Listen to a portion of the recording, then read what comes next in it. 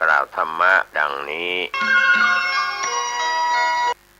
บุคคลที่มีสติและมีปัญญาจึงมีหลักการพัฒนาจิตจึงมีหลักการพัฒนากายจึงเกิดคำว่ามีเวลากินมีเวลาเดินมีเวลานอนมีเวลาทำงานต้องมีเวลานั่งสมาธินี่คือหลักของผู้ที่มีปัญญาตราบใดที่เรายังมีลมหายใจอยู่เรามีเวลาหายใจเราจะต้องมีเวลานั่งสมาธิเรามีเวลาหายใจเราต้องมีสติอยู่กับสมาธิทุกวันนี้เรามีเวลานั่งนอนเดินกินแต่เราไม่มีเวลานั่งสมาธิเนี่ยพวกเราทั้งหลายเหมือนสัตว์ที่อยู่ในป่าเหมือนสัตว์ที่อยู่ในป่าเรามนุษย์แตกต่างจากสัตว์สัตว์ย่อมแตกต่างจากมนุษย์มนุษย์จะต้องมีหลักในการพัฒนากายพัฒนาจิตของตนเองโดยเฉพาะธรรมะคือสติและปัญญาเมื่อเรามีสติเรามีปัญญาเราจะไม่ปล่อยชีวิตของเราให้สูญเปล่าไปกระตามกาลเวลาบุคคลที่มีสติบุคคลที่มีปัญญาจะแข่งขันการปฏิบัติการปฏิบัติธรรมประพฤติธรรมการพิจารณาสิ่งที่มันปรากฏเกิดขึ้นให้มองมันเป็นธรรมะมองมันเป็นว่าเป็นสิ่งที่ไม่เที่ยงคำว่าการพัฒนาก็คือการให้เราเข้าถึงความจริงรู้เรื่องความจริงที่มันเกิดขึ้นที่กายได้แก่ความทุกข์เกิดขึ้นที่จิตก็ได้แก่ความทุกข์เรียกว่าลมหายใจเข้าลมหายใจออกเป็นเรื่องของความทุกข์ทั้งสิ้นเป็นเรื่องของความสุขมีน้อยนิดมากในพวกเราทั้งหลายคำว่าพัฒนาก็คือแก้ไขสิ่งที่มันซ้ำนะไม่ให้มันเกิดขึ้นอีกถึงแม้มันเกิดขึ้นเราจะไม่ตอบสนองมันเช่นความสุขก็ดีความทุกข์ก็ดีความพอใจความไม่พอใจก็ดีที่มันปรากฏเกิดขึ้นทุกวันซ้ำเราจะไม่เกิดอาการเราจะไม่ตกอยู่ใต้อำนาจของมันเพราะฉะนั้นเราจะต้องแก้ไขจิตของเราให้อยู่เหนือสิ่งที่เรารู้จิตของเราเปรียบเสมือนควานช้างกายของเราเปรียบเสมือนช้างกายก็ส่วนหนึ่งจิตก็ส่วนหนึ่งในพวกเราทั้งหลายกายมันเจ็บมันปวดเช่นถูกความหนาวเย็นของอากาศถูกของมาทิ่มมาแทงเป็นส่วนหนึ่ง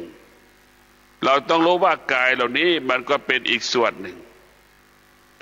เรียกว่าความเจ็บปวดความหนาวความร้อนที่มันปรากฏกับร่างกายมันเป็นเรื่องของธรรมชาติ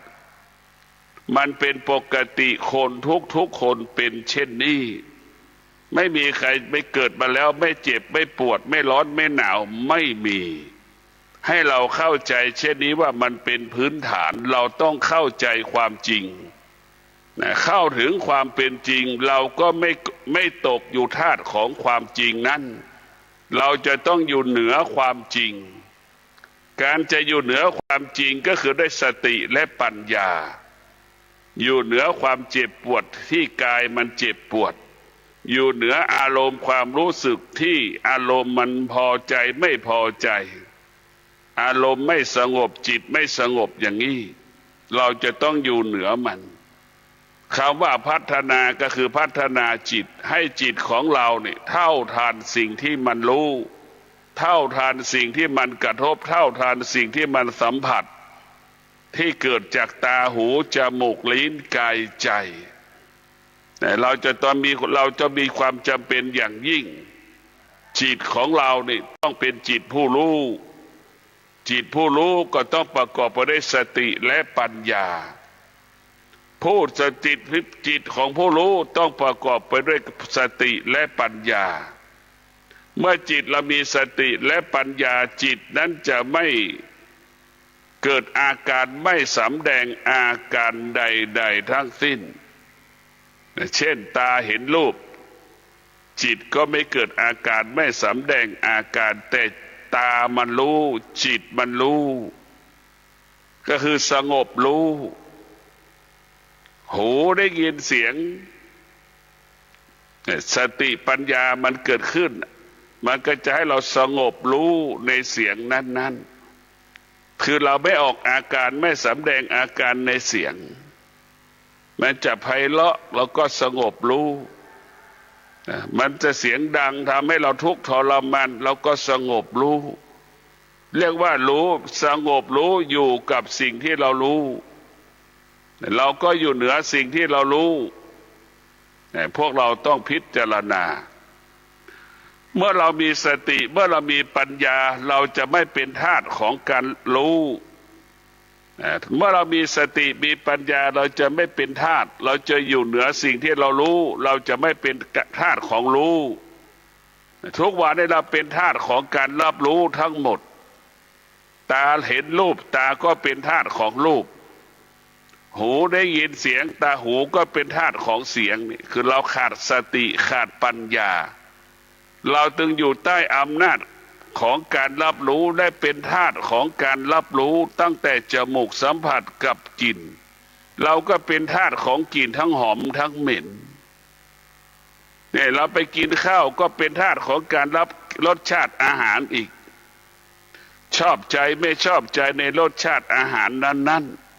ๆคือเราเป็นธาตุมันหมดเพราะฉะนั้นพวกเราขาดสติขาดปัญญาเราจะอยู่ใต้อำนาจสิ่งที่เรารู้ทั้งหมดทั้งสิ้นดังคนจำนวนมากเป็นทาสของความทุกข์เป็นทาสของความสุขสุขทุกข์ไม่มีใครเกิดแล้วไม่สุขไม่ทุกข์มันไม่มีสุขทุกข์มันเป็นพื้นฐานที่มนุษย์เกิดขึ้นร้อนมากๆเราก็เป็นทุกข์อย่างนี้แต่ถ้าเรามีสติมีปัญญาเรามาฝึกฝนจิตอบรมจิตเราจะอยู่เหนือธรรมชาติเช่นฤดูร้อนปรากฏจิตมันก็จะมีสติให้เราอดทนอยู่กับความร้อนของฤดูร้อนนั้นได้พอถึงฤดูหนาวมันก็เกิดความว่าหนาวเย็นปรากฏแล้วเราฝึกจิตเรามีสติเรามีปัญญาเราก็จะอยู่เหนือความหนาวเย็นนั้นได้แล้วว่าจิตที่ฝึกฝนจะควบคุมสิ่งที่เรารู้ได้ดังบุคคลที่นั่งสมาธิจิตที่เป็นสมาธิจะควบคุมความเจ็บปวดที่มันเกิดขึ้น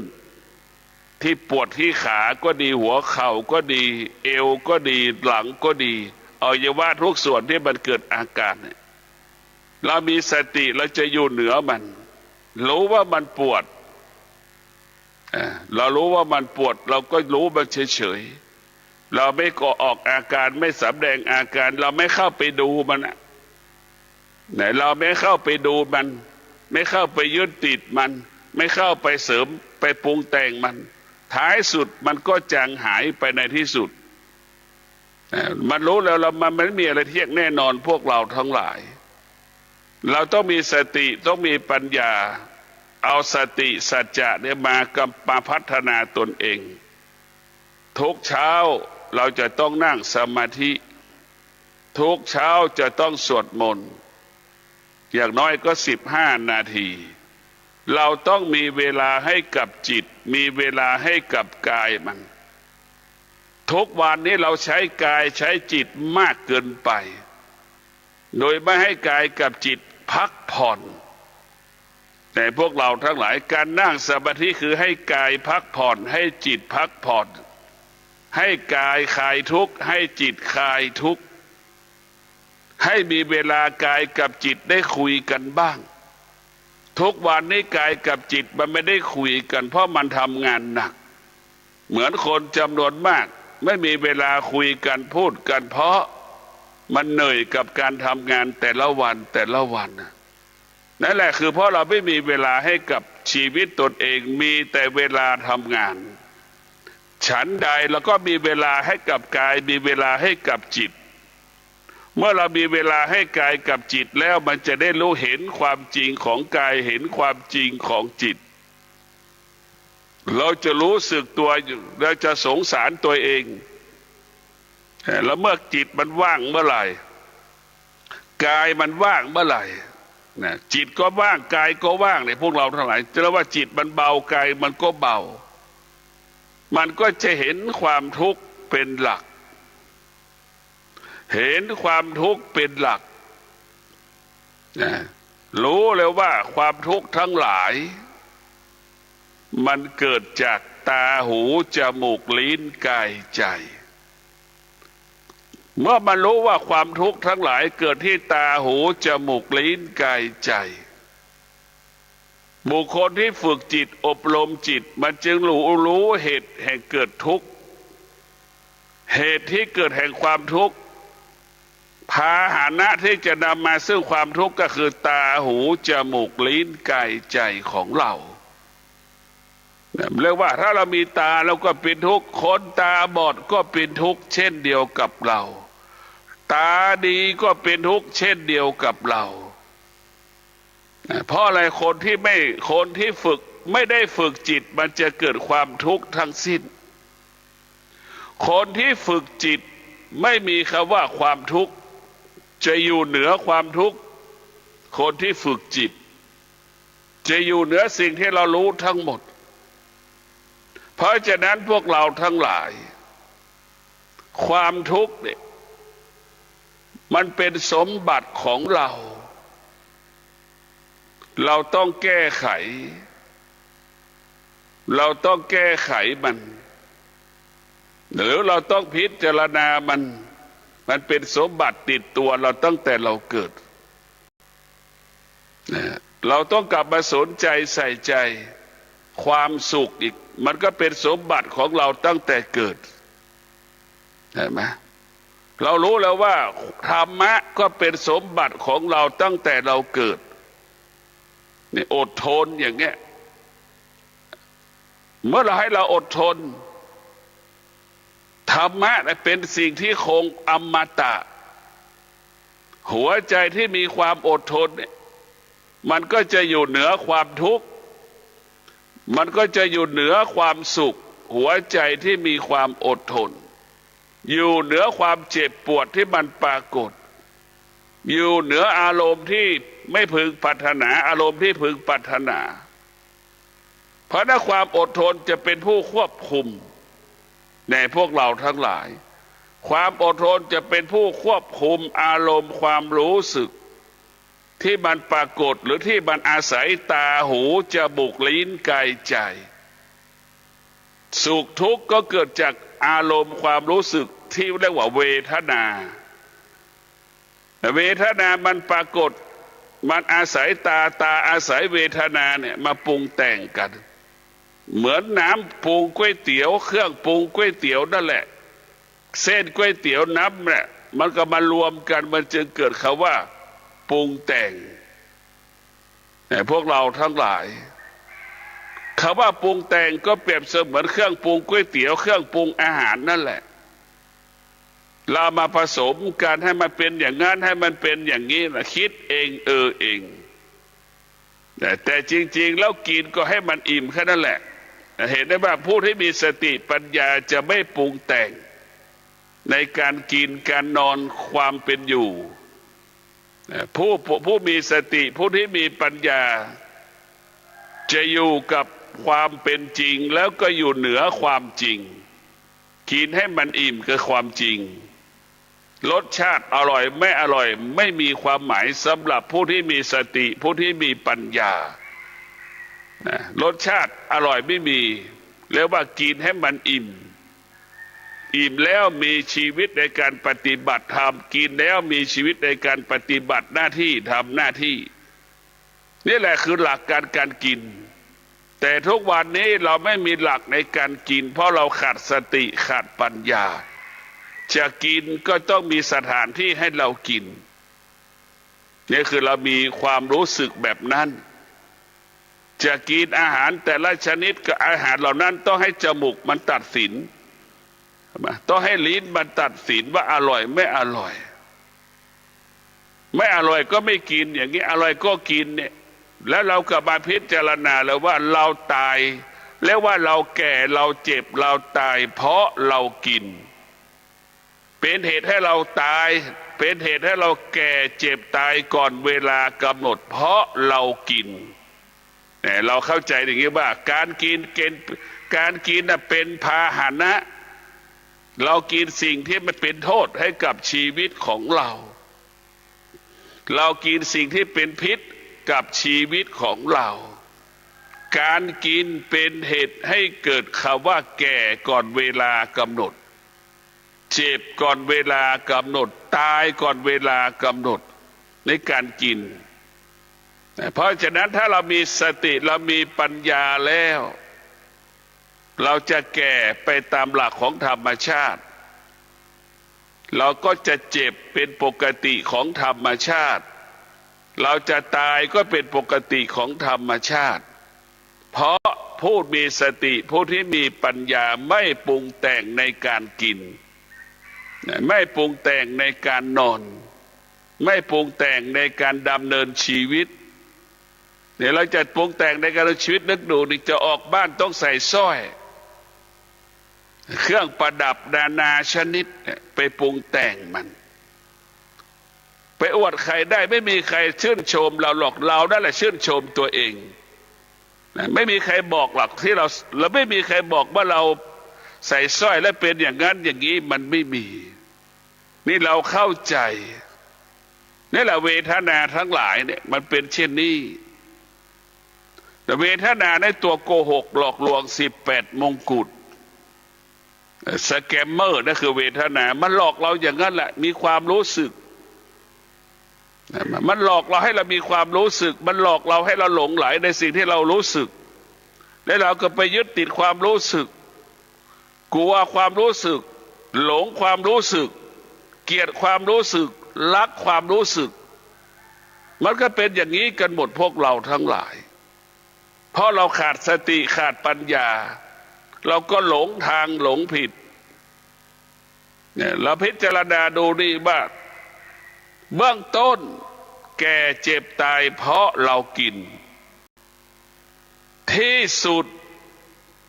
เราตายเพราะเราไม่กินเห็นไหมที่สุดเราตายเพราะเราไม่กินเนี่ยเป็นอย่างนี้พวกเราทั้งหลายเราต้องพิจารณาการมีชีวิตอยู่ประจำวันนี่สำคัญที่สุดนี่เราผู้ที่มีสติผู้ที่มีปัญญาเนี่ยจะดำเนินชีวิตของเราอาศัยศีลนี่เป็นต้นกำเนิดคำว่าความดีจะต้องเอาศีล5 ข้อเนี่ยมากำกับกายมากำกับจิตในการปฏิบัติหน้าที่ในการปฏิบัติธรรมทุกวันเรียกว่ากายเราบริสุทธิ์จิตเราบริสุทธิ์ทุกวันนี่แหละทำแบบนี้จนหมดลมหายใจกายเราสะอาดใจเราสะอาดจนถึงที่สุดกายมันก็ผ่องใสจิตมันก็ผ่องใสเราจะเห็นว่ากายกับจิตมันจะผ่องใสมันงามเรียกว่างามด้วยศีลพ่อแม่ครูบาอาจารย์โบราณเรียกว่างามด้วยศีลงามด้วยศีลก็คือคนแก่ที่มีธรรมะแล้วงามเนี่ยพวกเราทั้งหลายคนแก่ที่ไม่มีธรรมะเป็นคนที่ไม่งามเรียกว่าความงามของธรรมะนะไม่ใช่เป็นของความงามไม่ได้เป็นของหนุ่มสาวนะความงามไม่ได้เป็นของหนุ่มสาวความงามนั้นอยู่เป็นของคนทุกคนขอให้คนไหนมีศีลมีสมาธิมีปัญญาเนี่ยความงามจะเกิดขึ้นกับบุคคลนั้น บุคคลใดก็แล้วแต่ที่มีศีลมีสมาธิปัญญาจะโดดเด่นสง่างามยิ่งกว่าอัญมณีชั้นหนึ่งของโลกตรงกันข้ามคนที่ดำเนินชีวิตล่วงละเมิดศีลจะใส่อัญมณีชั้นหนึ่งของโลกก็ไม่โดดเด่นไม่สง่างามอย่างน้อยใจเราก็รู้แก่ใจแล้วว่าเราทำความไม่ดีรู้แล้วว่าสร้อยคอที่เราใส่มาเนี่ยมันไม่ชอบด้วยกฎหมายอัญมณีเครื่องประดับที่เราครอบครองอยู่เนี่ยมันมาไม่ถูกต้องไม่ชอบธรรมอย่างเงี้ยเราก็จะเกิดอาการไม่สบายใจไปที่ไหนคนก็ไม่ต้อนรับถึงแม้เราจะใส่อัญมณีชั้นหนึ่งของโลกคนไม่ต้อนรับเราความงามของเราไม่อยู่ที่เหลืองล่างความงามไม่ได้อยู่ที่ร่างกายความงามก็ไม่ได้อยู่ที่การเครื่องประดับความงามเกิดจากการดำรงตนด้วยศีลเช่นบุรุษสตรีผู้ใดดำรงตนด้วยศีลสามีภรรยาผู้ใดดำรงตนด้วยศีลพ่อแม่ดำรงตนด้วยศีลลูกดำรงตนด้วยศีลเนี่ยย่อมเป็นที่รักซึ่งกันและกันนี่แหละแล้วก็ย่อมเป็นที่ไว้ใจเชื่อใจซึ่งกันและกันแล้วก็อยู่ร่วมกันได้อย่างมีความสุขไม่ต้องกังวลใจใดๆทั้งสิ้นเห็นไหมเพราะฉะนั้นศีลก็ประกาศคำว่าบริสุทธิ์เช่นสามีภรรยาพ่อแม่ลูกดำรงตนด้วยศีลเนี่ยมันมีแต่คำว่าความสุขความสุขเท่านั้นปราศจากคำว่ากังวลใจไม่มีไม่เกิดแต่คำว่าความสุขเดินไปข้างหน้าด้วยความมั่นใจจะนั่งก็เกิดความว่ามั่นใจจะไปหน้าที่ใดก็มั่นใจการแสดงออกก็มั่นใจเพราะเราบริสุทธิ์เราบริสุทธิ์เนี่ยพวกเราทั้งหลายความงามเห็นได้ว่าคนแก่ที่มีความงามเพราะคนแก่มีศีลเห็นได้ว่าปู่ย่าตายายรอบข้างของเราดำรงตนด้วยศีลเห็นไหมมันมีความงามจะผิดจะถูกก็เป็นเรื่องของลูกของหลานเพราะฉะนั้นผู้ที่มีผู้เฒ่าผู้แก่ที่มีสติที่มีปัญญาพ่อแม่ที่มีสติที่มีปัญญาจะไม่อยู่ใต้อำนาจความผิดความถูกของลูกผิดถูกก็เป็นเรื่องของลูกแต่เรามีหน้าที่อบรมสั่งสอนเตือนสติลูกจะปฏิบัติหรือไม่ปฏิบัติเป็นเรื่องของลูกเราไม่ควรเข้าไปยึดติดในที่สิ่งที่เราสอนว่าเขาจะต้องเป็นอย่างที่เราสอนพระพุทธเจ้าถึงบอกแล้วว่าสิ่งทั้งปวงที่เป็นสิ่งที่ควบคุมไม่ได้มนุษย์ทั้งหลายพ่อแม่สามีภรรยาลูกเป็นสิ่งที่ควบคุมไม่ได้นี่แหละเราจะรู้แล้วว่าพ่อแม่สามีภรรยาลูกเป็นสิ่งที่ควบคุมไม่ได้พ่อแม่ทั้งหลายไม่ควรไปยึดติดที่ลูกทำผิดก็ดีที่ลูกทำถูกก็ดีเราไม่ควรไปยึดติดให้พ่อแม่ทำให้เป็นผู้ที่เตือนสติลูกให้ลูกมีสติรักษาเรียกว่ารักษาอะไรรักษาความสุขให้รักษาความสุขไว้อย่างเนี้ยรักษาความดีก็คือการรักษาศีลนั่นแหละพวกเรารักษาความดีที่มันเกิดขึ้นกับผลของการรักษาศีลนั่นแหละเพราะฉะนั้นพวกเราต้องพิจารณาแต่ว่าพ่อแม่ที่มีสติมีปัญญาก็คือทำหน้าที่ของตนให้สมบูรณ์แบบอบรมสั่งสอนลูกไม่ดีก็มีสติเตือนเขาจะทำตามไม่ทำตามเรื่องของเขาแค่นั้นแหละเรียกว่ามีสติรู้สึกตัวได้ทำหน้าที่การเป็นแม่เป็นพ่อที่ดีของลูกก็จบคำว่าดีก็เป็นเรื่องของลูกไม่ดีก็เป็นเรื่องของลูกเป็นสิ่งที่ควบคุมไม่ได้เพราะลูกเป็นสิ่งที่ไม่เที่ยงลูกเป็นสิ่งที่ไม่เที่ยงลูกเป็นสิ่งที่มันเปลี่ยนแปลงตลอดพวกเราทั้งหลายเพราะฉะนั้นเรารู้จักตนเองสำคัญที่สุดมีสติรู้จักตนเอง แต่ถ้าคนทุกคนมีสติรู้จักตนเองคำว่าสงบสุขก็เกิดคำว่าเจริญรุ่งเรืองก็เกิดทุกวันนี้เราไม่รู้จักตนเองเมื่อเราไม่รู้จักตนเองแล้วเราจะเกิดคำว่าความทุกข์ตลอดเวลาความสุขทั้งหลายไม่ได้เกิดจากการมีทรัพย์สมบัติความทุกข์ทั้งหลายไม่ได้เกิดจากการไม่มีทรัพย์ไม่มีสมบัติความสุขทั้งหลายเกิดจากปัญญาความทุกข์ทั้งหลายเกิดจากการขาดปัญญาใช่ไหมคว่ำเราก็เห็นว่าหงายเราก็เห็นว่าสุขเกิดจากการมีปัญญาทุกข์เกิดจากการขาดปัญญาเนี่ยพวกเราทั้งหลายเราจะสงบได้เพราะเรามีปัญญาเราไม่สงบเพราะเราขาดปัญญาเนี่ยเราไปตามรู้นี่ผู้ที่มีปัญญาไม่ตามรู้ผู้ที่มีปัญญาไม่ตามรู้ไม่เมื่อเราไม่ตามรู้เรามันก็สงบกายวาจาใจเราก็สงบจิตสงบกายสงบเมื่อเราไม่ตามรู้หากใดเราไปตามรู้เนี่ยเราทุกข์เราทรมานเราลำบากไปตามรู้มันเหมือนเราตื่นเช้ามานี่ฝนมันก็ตกจำเป็นต้องปล่อยงัวปล่อยควาย